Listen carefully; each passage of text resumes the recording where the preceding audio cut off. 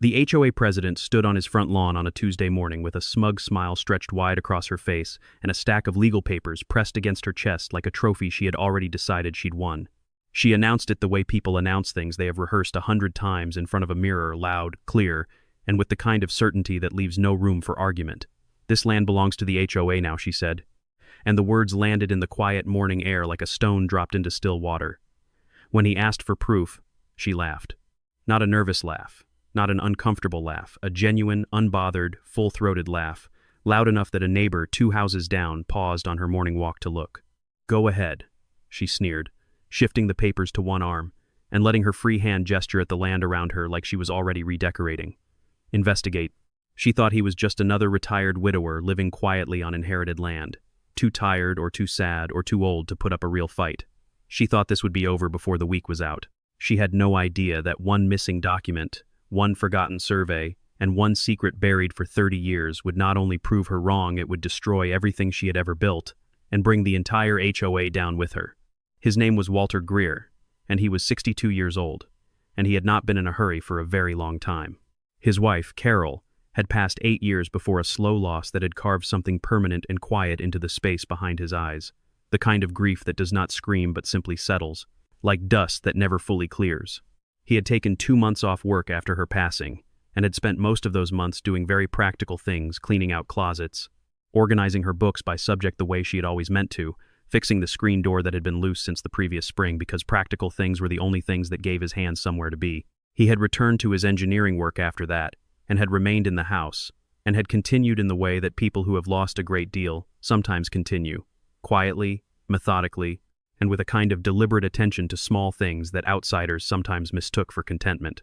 He lived alone now in the house his father had built with his own hands in the early 1980s, a wide-set, 2-story home with cedar siding that had grayed with grace and a deep porch that caught the afternoon shade just right. The property stretched across nearly 3 acres at the edge of the subdivision land his father had purchased outright when this whole area was still mostly fields and narrow roads and possibility. His father, Thomas Greer, had been a carpenter and a careful man, the kind of man who measured twice before cutting anything, and who believed that the quality of what you built was a statement about what you thought of the people who would use it. He had spent 2 years building the house, working evenings and weekends around his regular job, and had been meticulous about the land itself, about understanding exactly where his lines ran and what stood on his property and what did not.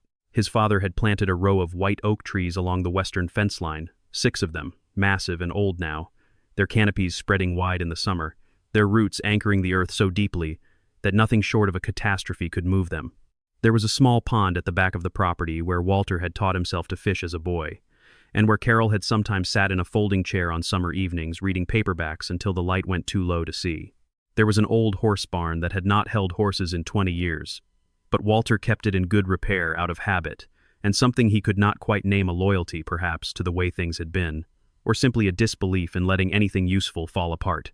He had been a civil and structural engineer for 35 years before retiring, a career spent reading blueprints, studying land surveys, interpreting soil reports, and understanding at a technical level how things were built and, just as importantly, how they came apart. He was not a man who spoke quickly or without thought. He was not a man who lost his temper in the ways that people sometimes lose their tempers, loudly and publicly, and to no particular effect. He was also not, it turned out, a man who could be pushed off his father's land without a fight, though the fight, when it came, would look nothing like what his opponent expected.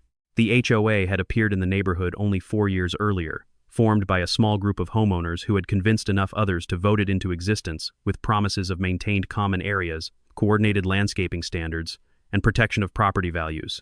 It had seemed reasonable at the time, even to Walter, who had signed nothing but had watched from a careful distance as the organization grew. The president was a woman named Diane Colton, 48 years old, former marketing executive, current self-appointed authority on everything from mailbox heights to acceptable shades of exterior paint. She wore her authority the way some people wear expensive perfume applied too heavily, impossible to ignore, and leaving a trace in every room she passed through. She had the energy of someone who had always believed she deserved more power than she had been given, and who had finally found an arena small enough to dominate. She used phrases like community standards and collective well-being in a voice that somehow made both sound like threats. In practice, the HOA, under Diane Colton, meant fines for fences, the wrong height, letters about lawn clippings left too long, and a creeping, systematic pressure that had quietly reshaped the way many residents moved through their own properties. Walter had received his share of letters. He had read them, acknowledged them, and done largely nothing, because he had looked up the HOA's actual authority and found it considerably more limited than Diane seemed to believe. That had made her notice him. That had made her decide he was a problem to be solved. What began as a targeted campaign of paper warning letters, fine notices, a demand that he remove a fence section along the eastern edge of his property escalated within 6 months to something far more serious. Diane Colton stood at a neighborhood meeting in the community center and announced, with a set of documents fanned out on the table before her like cards in a hand she was certain would win, that a portion of Walter Greer's land had been incorrectly recorded as private property when it was in fact common land under the HOA's jurisdiction. She said the error had been discovered during a routine review of subdivision records. She said the HOA had been patient and had tried to work with Mr. Greer informally, and that now it was time to formalize the correction. The land in question was the southwestern corner of his property, roughly a quarter acre that included the beginning of the pond, part of the fence line his father had built, and 2 of the white oak trees. The documents Diane presented included a boundary map with a thick red line drawn through the contested area, a set of what she called corrected survey coordinates, and several signatures she identified as belonging to county officials and the HOA's legal team. The documents looked official. The signatures looked official. The red lines on the map were bold and definitive, the kind of markings that read as authoritative to anyone who has not spent a career looking at technical drawings and understanding how easily a line drawn on a page can misrepresent a reality in the ground. The room murmured. A few people nodded slowly, the way people nod when something has been presented with enough confidence that questioning it feels impolite. Several of Walter's neighbors avoided meeting his eyes, which was not because they thought he was wrong, but because being seen to support the losing side of something is uncomfortable, and Diane Colton had made it extremely clear which side she believed was losing. Walter studied the documents with the patience of someone who had spent decades reading technical records for a living, and said quietly that he would need time to review them. Diane smiled. "Of course," she said. "Take all the time you need." The smile said the opposite. Over the following weeks, a handful of neighbors who had previously been friendly grew cautious. One stopped waving from the driveway. Another crossed the street to avoid a conversation. A woman named Pam Hartley, who had borrowed Walter's ladder twice and brought him a pie after Carol died, told her husband just loud enough for Walter to hear that it was probably easier to let the HOA handle it. He did not take it personally. He understood how these things worked. He understood that pressure and repetition could reshape what people believed, especially when the source of the pressure appeared confident and official and institutional. He went home, made a pot of coffee, and began to think carefully about what he was going to do. The excavator arrived on a Wednesday morning before 7 o'clock. Walter heard at first the low diesel grumble coming up the street, the particular heaviness of tracked machinery moving on asphalt, and he looked out his bedroom window to find a yellow excavator turning through the gap in his fence that HOA workers had, apparently at some point during the previous night, already pulled apart. 2 men in orange vests followed on foot. A third was carrying survey stakes and a mallet. Diane Colton arrived shortly after in a white SUV, stepping out in a blazer despite the early hour, holding a clipboard and wearing sunglasses she did not remove. She directed the workers with small gestures of the clipboard pointing here, indicating a line there as if the whole choreography had been practiced. Walter came out through the front door still holding his coffee mug, wearing his work boots and a flannel shirt, and he crossed the lawn with the unhurried walk of a man who has long since stopped being surprised by the audacity of other people. He told them to stop. The excavator idled. The workers looked at Diane.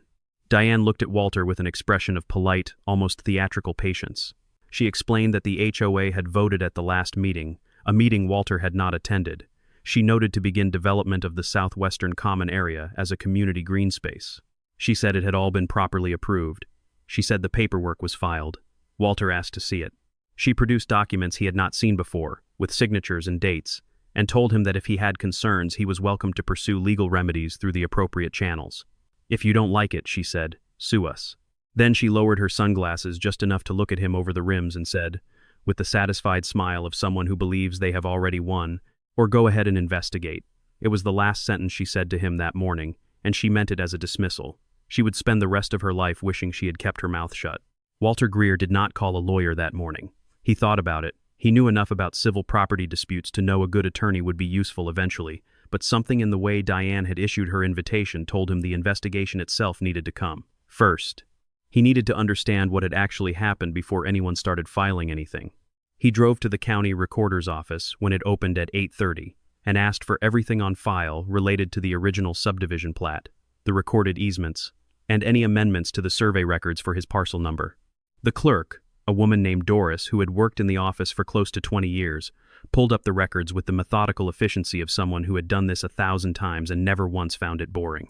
She printed what she could, flagged what needed to be retrieved from archive storage, and mentioned without being asked that the maps for that particular subdivision had come up at least twice before in requests she could remember, which she thought was unusual. Walter thanked her and came back the following morning to pick up the archive documents, and the morning after that to look at the original plat drawings, which were stored in a flat map drawer in a back room that smelled of old paper and climate-controlled air. He also went to the county assessor's office, the public library's local history room, and the office of an old surveying firm that had been acquired twice over but still kept records going back 60 years. He was systematic and quiet and thorough, and he took notes in a small spiral notebook with a mechanical pencil, the same kind of notebook he had used throughout his engineering career for field notes and site observations. On the fourth day, a man named Gerald Wyatt, a retired surveyor in his early 70s who still came into the county mapping office twice a week as a volunteer, paused by the table where Walter was working and looked at the documents spread in front of him with the particular alertness of someone who recognizes something they have seen before. He asked, carefully, which property Walter was researching. Walter told him. Gerald was quiet for a moment, and then said, with the measured tone of a man choosing his words very deliberately, that the survey coordinates for that corner of the subdivision had been revised at some point, and that in his recollection the original stakes and the revised coordinates did not quite align the way they should have. He said he had raised the question years ago and been told it had been reviewed and corrected. He seemed uncertain whether that answer had ever really satisfied him. Walter asked if he would be willing to sit down and go through the original documents together. Gerald said he had time on Thursday afternoon. What they found on Thursday afternoon, working through a set of original plat drawings from 35 years prior alongside the revised documents the HOA had presented and the county's own amended records, was not a clerical error. The boundary line on the documents the HOA was using did not match the boundary line established at the time the subdivision was originally recorded. The discrepancy was not subtle once you laid the two maps side by side with a straight edge. It was plainly visible to anyone with eyes and a basic understanding of what they were looking at. The original survey line placed the southwestern corner of Walter's property approximately 42 feet further into what was now being claimed as HOA common ground. That 42 feet encompassed the disputed quarter-acre exactly. Gerald, leaning over the table with a magnifying glass he produced from his shirt pocket, traced the original line with a steady finger and said quietly that this was not how coordinate revisions worked, that a legitimate correction required a certified resurvey, a licensed surveyor's seal, and a formal amendment recorded with the county under a specific process that left a paper trail anyone could follow. The notation on the revised record referenced none of that. It referenced only an internal review, cited no licensed professional, and bore a date that corresponded to no public proceeding. Walter could locate in any county meeting minutes or agenda for that period. The revised coordinates had been entered into the county's system at some point in the last 7 years, not at the time of any official resurvey, but quietly, as a correction, with a notation that referenced a review process Walter could find no documentation for. There were signatures on the revised record. One of them matched the name of a man who had served briefly on the HOA's administrative board before resigning under circumstances no one had fully explained. The second signature was illegible in the way that signatures sometimes become illegible when someone does not want them read. Walter photographed everything with his phone, made paper copies of everything he could, noted the document identification numbers in his notebook with the careful precision of a man who knows that details matter more than impressions, and drove home in the early evening with a very calm feeling that had nothing to do with relief and everything to do with focus. He found more. Once he understood what he was looking for, the pattern of how the revision had been made, the specific type of notation used, the sequence of record updates, he began to see the same fingerprints in other places across the subdivision's history. A parcel 2 streets over that had been absorbed into an HOA green space 3 years ago. A narrow strip along the north side of the neighborhood that the HOA had quietly fenced off and claimed as a maintenance corridor without any vote or agenda item he could locate in the public meeting minutes. A section of what had been a private lot that now served as the HOA's equipment storage area, where 2 riding mowers and a trailer sat behind a locked gate that bore the HOA's logo.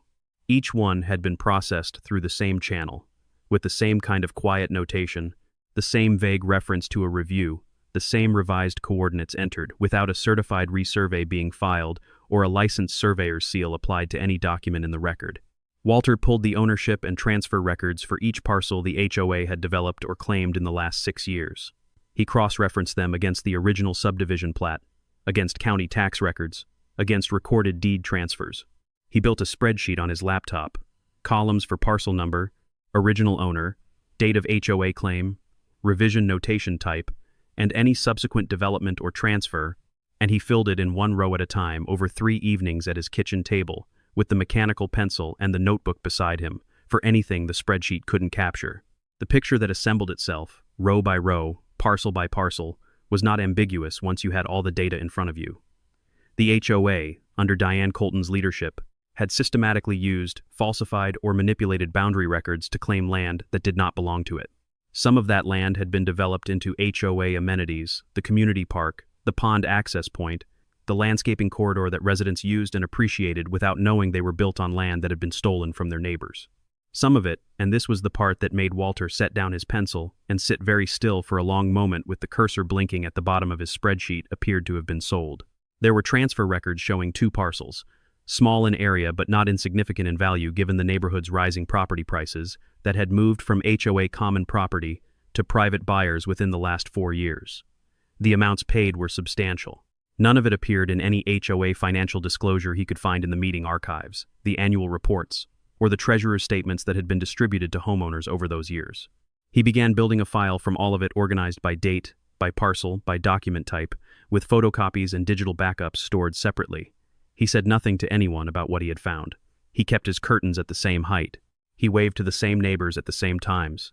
He continued, to any observer, to be exactly what Diane Colton had assumed he was, a quiet old man who had perhaps taken on more than he understood.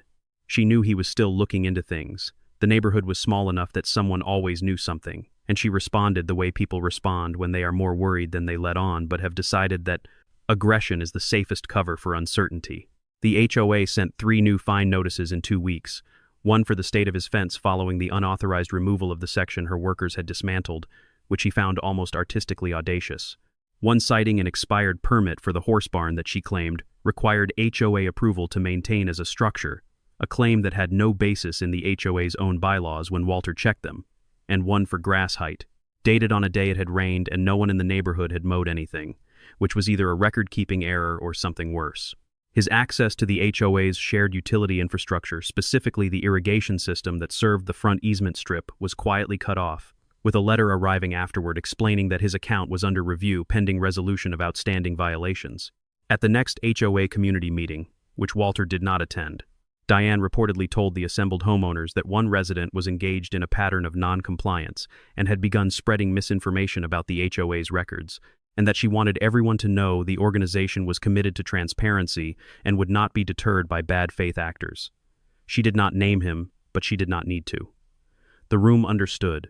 Several neighbors told him about this afterward with expressions that were difficult to read, somewhere between embarrassed and uncertain and trying to figure out which direction was safe, which is where a lot of people live when institutions they have trusted begin to feel unstable. One of them, a man named Marcus Webb who lived 3 houses down and was in his early 30s, said flatly that he didn't believe a word of it and asked what he could do to help. Walter looked at him for a moment, measuring the offer the way he measured most things carefully and without rushing, and said he might have something in mind. Marcus had a background in aerial photography and owned 2 commercial-grade drones he used for a small real estate photography side business. He understood surveying from an amateur's perspective and had good instincts about what mattered in a land dispute. More importantly, he was patient and discreet, 2 qualities Walter valued above almost any other in a person he was about to trust with something significant. Over the following 2 weeks, at Walter's quiet suggestion, Marcus flew his equipment over the HOA's common areas and disputed parcels at various times of day, capturing high-resolution aerial footage and generating GPS-tagged still images of the actual ground conditions, fence lines, development work, equipment storage areas, access roads as they existed right now, on the ground, in reality, independent of any document that could be altered or redrawn. What the footage revealed was that the HOA was actively clearing and grading additional areas beyond what had been discussed at any public meeting or reflected in any agenda Walter had seen. 2 lots on the northern edge of the subdivision, which Walter's records suggested were privately owned by homeowners who had not agreed to any transfer and who may not even have been aware their land was being touched, were being quietly modified. Equipment was moving through what should have been private yards during early morning hours when the activity would be least visible. Stakes had been set along lines that bore no relationship to any recorded easement or common area boundary Walter could identify. The footage was time-stamped, GPS tagged, and saved in multiple formats onto a drive that Marcus kept at his house and not at Walter's, just in case, a precaution that Walter had suggested without explaining why, and that Marcus had implemented without asking. Diane called a formal HOA meeting at the community center on a Thursday evening, and the stated purpose on the agenda that had been distributed to every household was a vote on the HOA's formal acquisition of the Greer parcel to be designated as a community green space and pond access area. She expected a procedural meeting. She had built her whole career first in corporate marketing, then in this considerably smaller arena on procedural meetings, on knowing the agenda, controlling the room, and moving things forward before anyone had time to think carefully about whether they actually agreed. The invitations had gone out 10 days in advance. The agenda had been formatted with the care of someone who wants proceedings to look thorough without leaving too much room for deviation. She had spoken individually with the 3 HOA board members who would need to second the motion, and had confirmed their votes the previous afternoon. The room held about 60 people when Walter arrived 20 minutes early, found a seat near the back, and placed a leather folder on the table in front of him without making a production of it. Marcus Webb sat 2 seats to his left, a flash drive in his shirt pocket, and a neutral expression on his face. A few people noticed Walter. A few looked away. A woman near the front whispered something to the person beside her, and the person beside her turned briefly to look at him and then turned back. Diane arrived and took her position at the podium with the composed efficiency of someone who has done this so many times that it no longer requires conscious effort, and she worked through the opening business with practice speed, moving through approval of the previous meeting's minutes, a brief treasurer's report, and 2 minor maintenance items before reaching the Greer parcel. She described the proposed acquisition in smooth, rehearsed language: community benefit, green space access, responsible development, enhancement of property values, and was moving toward the motion to vote when Walter raised his hand. She paused. She looked at him with an expression that was mostly patience and only partly condescension, the face of someone who has already decided how this ends and is simply allowing the necessary formalities to proceed, and she said he would have 2 minutes to speak. He stood up, picked up his folder, and walked to the front of the room. The room settled into the specific quiet of people who sense something is about to happen but do not yet know what. He had brought a laptop connected to a portable projector that Marcus had helped set up before the meeting began, under the pretext of assisting with the HOA's own presentation equipment. He had the full set of his documents, organized by date and parcel number, in printed form in the folder, with index tabs, so that any document he referenced could be located in seconds. He had Marcus's aerial footage on the flash drive, edited into a clear 12-minute sequence with GPS coordinates running along the bottom of the frame. He had the original subdivision plat, printed at full scale on a single sheet, and the HOA's revised survey documents printed at the same scale on an identical sheet, both mounted on foam boards so they could be placed side by side where the whole room could see them without ambiguity.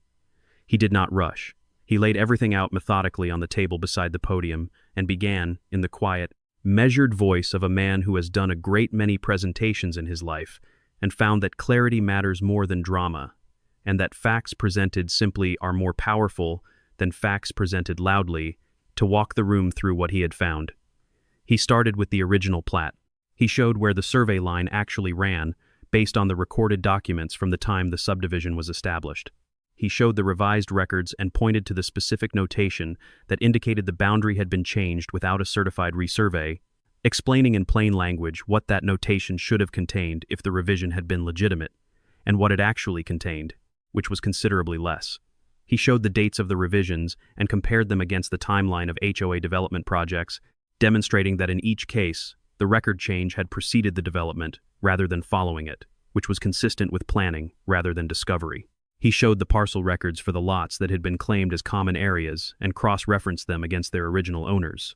He showed the transfer documents for the 2 parcels that appeared to have been sold, and noted the absence of any corresponding HOA financial disclosure, any board vote authorizing a sale, or any meeting minutes mentioning the proceeds. He played 6 minutes of Marcus's drone footage, showing the active clearing of lots on the northern boundary, with the GPS coordinates running along the bottom confirming exactly which properties the equipment was moving through. And then he placed both maps side by side on the foam boards, aligned them at the same scale, and stepped back and simply let the room look at them. He said nothing for a full 20 seconds. He did not need to. The room was not quiet in the way of disinterest. It was quiet in the way of people adjusting what they thought they knew, which is a heavier kind of silence. Diane had moved away from the podium. She was standing to the side with her arms crossed, and the expression she wore was no longer polished patience. It was a careful, tight-focused blankness that Walter recognized from a long engineering career as the face of someone running rapid calculations about what comes next. She said his documents were incomplete, that he was misinterpreting the records, that there was a legitimate review process behind the coordinate revision that she would be happy to provide documentation for at a future meeting. She said this in the same smooth, confident register she had used all evening, but the room had shifted and she could feel it. Before she could finish, a man named Raymond Cho, who had served as an HOA administrative volunteer for 2 years before quietly stepping away 18 months ago, stood up from his seat near the side wall. He was a soft-spoken man who had never said much at any meeting Walter could recall. He said that he wanted the room to know that he had been present when the boundary record revision had been requested, and that the request had not come through any formal county review process. He said he had been told at the time that the revision was a technical correction that had already been approved, and that all he needed to do was process the paperwork. He said he had done so because he trusted the person asking, and that he had regretted it ever since, and that he was sorry. The room did not make a sound. And then, from the doorway at the back, a man in a dark suit who had not been on any agenda introduced himself as an attorney from the county district attorney's office. He said he had been made aware of concerns regarding county property records in the subdivision. He said his office had reviewed the materials provided to them and had questions for the board. He said the meeting might want to adjourn. The investigation that followed was formal and thorough and took 8 months. The county brought in an independent certified surveyor who worked through the original plat records, the revised coordinates, and every intermediate document in the chain, and his report was unambiguous. The boundary revisions had been made without basis, without a certified resurvey, and without any legitimate review process on record. The manipulated records had been used to support HOA claims to 6 separate parcels, totaling just over 2 acres beyond what the HOA actually owned. Of those 6 parcels, 2 had been developed into HOA amenities, and 4 had been absorbed into a combination of storage use and, in the case of the 2 that had been transferred, direct sale. The financial records subpoenaed from the HOA's accounts showed that the proceeds from those 2 sales, a combined total of $1,340,000, had not appeared in any HOA financial plaint, disclosure, or meeting minutes. A separate forensic accounting review found a pattern of unexplained expenditures and transfers in the HOA's general account over the preceding 4 years. Multiple homeowners, having seen the investigation begin and understood what it meant, retained their own attorneys and began filing civil suits to recover the portions of their properties that had been affected by the falsified records. The HOA's bank accounts were frozen pending the investigation. Every member of the HOA's administrative board submitted their resignation within the first 3 weeks, with varying statements, some citing a desire not to be a distraction, some expressing genuine contrition, some simply disappearing from the neighborhood's common spaces and community meetings without a word. Diane Colton retained a defense attorney and, for a period of several weeks, maintained publicly that the records had been misinterpreted and that the HOA had operated in good faith. She stopped appearing at neighborhood events. Her car was sometimes in the driveway and sometimes not. A few of the neighbors who had been closest to her, who had served on her committees, attended her parties, enforced her rules with the enthusiasm of people who had mistaken proximity to authority for authority itself, quietly distanced themselves. She gave an interview to a local news outlet in which she said she stood behind the HOA's processes and was confident the investigation would vindicate her. The investigative findings were submitted to the district attorney 4 months after the formal inquiry began. The charges that followed included fraudulent alteration of official property records, misappropriation of funds under fiduciary duty, and several counts related to the unauthorized transfer of real property. She did not make another public statement after the charges were filed. The civil proceedings moved more slowly than the criminal investigation, as civil proceedings generally do, but they moved in the same direction and arrived at the same destination. Homeowners whose property lines had been affected, there were 11 households in total once the independent surveyor's report had been fully mapped against the original plat, received certified surveys restoring their original boundaries at the HOA's liability insurer's expense. 2 homeowners who had unknowingly purchased the parcels that Diane had sold reached settlements with the HOA's remaining liability insurer that allowed them to keep their properties while receiving compensation for the fraud they had been subjected to, through no fault of their own. The court proceedings that formally dissolved the HOA were quiet and procedural, handled in a county courtroom on a Wednesday afternoon that Walter attended but did not make a point of. There was no gallery. There was no press. There were 4 attorneys, a judge, and a clerk, and the proceeding took less than 30 minutes, most of which was the judge reviewing the submitted documentation and asking clarifying questions of counsel. The dissolution order was entered into the record without ceremony. The HOA ceased to exist as a legal entity at 4:17 in the afternoon on an unremarkable Wednesday in autumn, and Walter drove home in ordinary traffic on an ordinary road and made himself a simple dinner and sat on his porch in the early evening with his coffee and listened to the oak trees move in the light wind coming off the fields to the west, and thought about nothing in particular, which was a kind of rest he had not had in a long time.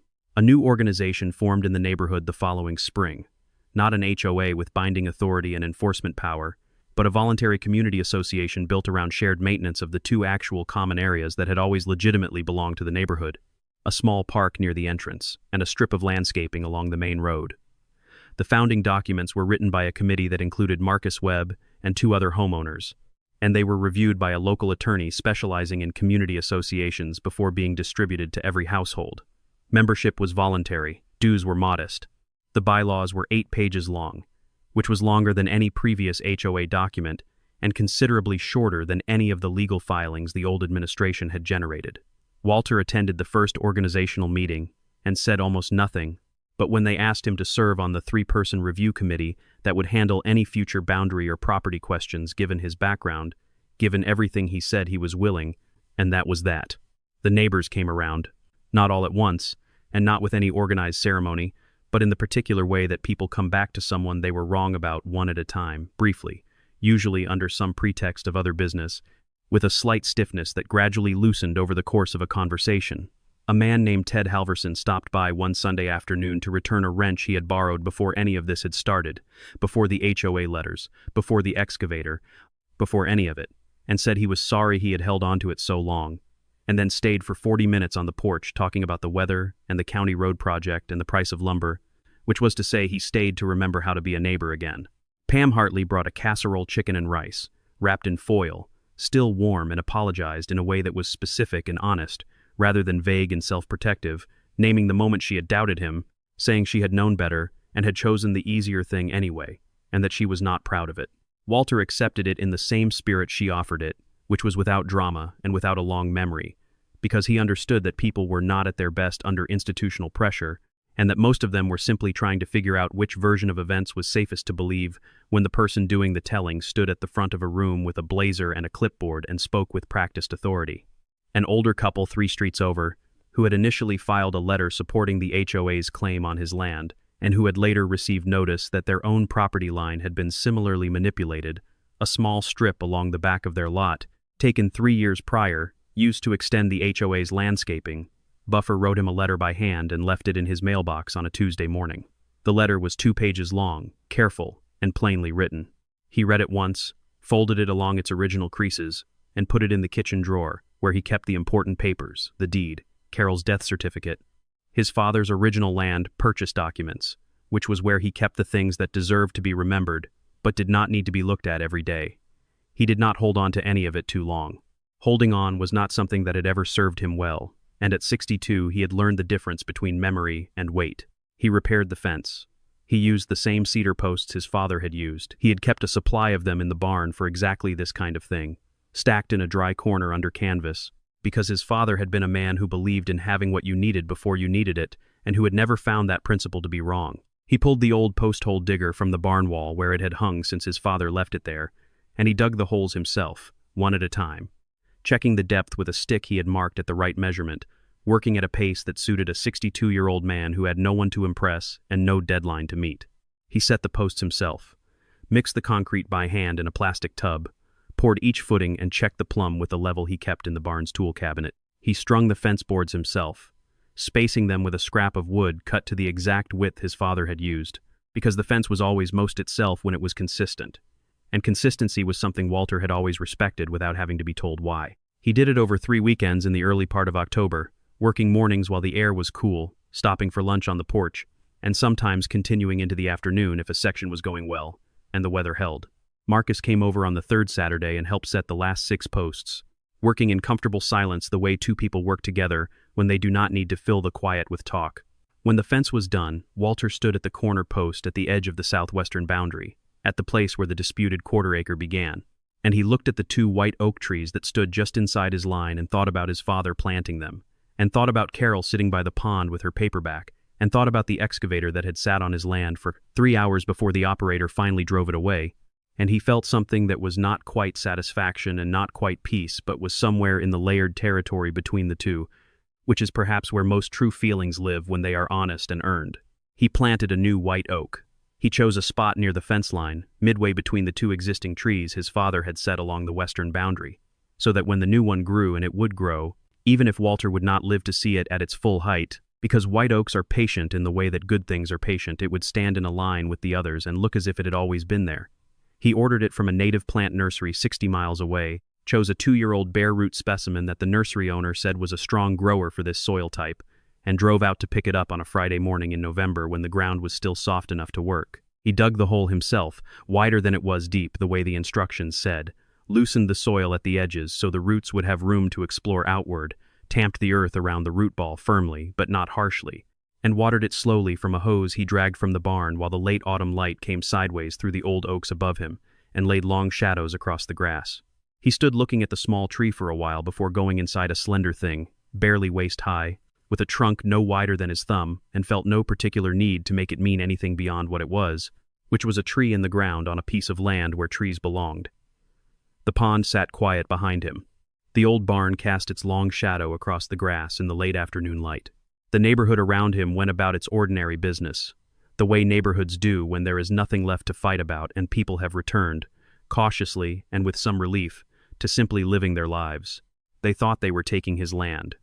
They ended up losing everything they had built. Sometimes the fastest way to defeat a bully is not to retreat, not to surrender, and not even to fight it, is simply to accept their invitation, pull up every document they assumed you would never find, and let the truth do what the truth has always done, when someone is patient enough to give it time. Walter Greer had been patient his whole life, patient through a long career that had asked precision and care of him in conditions that were not always precise or careful, patient through a loss that had quieted him in ways he was still discovering, 8 years later, in small moments, the way he still made 2 cups of coffee out of habit some mornings before he caught himself, the way the porch felt different at dusk in a way he had stopped trying to name. Patient through 4 years of a neighbor who had mistaken his silence for weakness and his stillness for defeat, which were mistakes that people who had never truly been still always made. He had been patient through the investigation and the depositions and the court dates and the long months of waiting for things to be formally, officially, legally put right. He was patient still, standing at the edge of his father's land in the late afternoon with the light coming low and golden through the oak leaves and a cup of coffee gone cool in his hand, because patience was not a posture he adopted. It was simply the shape his character had taken. Over 62 years of living carefully and paying attention and not saying things he did not mean. The fence was back where it belonged. The survey markers stood in the ground precisely where they had always been, where the original plat had always said they were, where his father had driven the first stakes more than 4 decades ago on a piece of ground he had purchased and believed in and built a life on. The new tree was in the ground, small and certain, beginning the slow work that trees do when no one is watching. And the HOA that had stood on his lawn and laughed, that had sent excavators to his land before 7 in the morning and spread rumors about him in community meetings and issued fine notices for rain, was gone. Not merely defeated, not merely embarrassed, but gone in the permanent, institutional, legal sense of the word, dissolved by order of a court, and entered into the public record as a thing that had existed and then ceased to exist, like a mistake that had finally been corrected. The land was his. It had always been his. And the quiet of a late autumn evening on a piece of property his father had built, and his wife had loved and he had defended without ever raising his voice, was, all things considered, more than enough.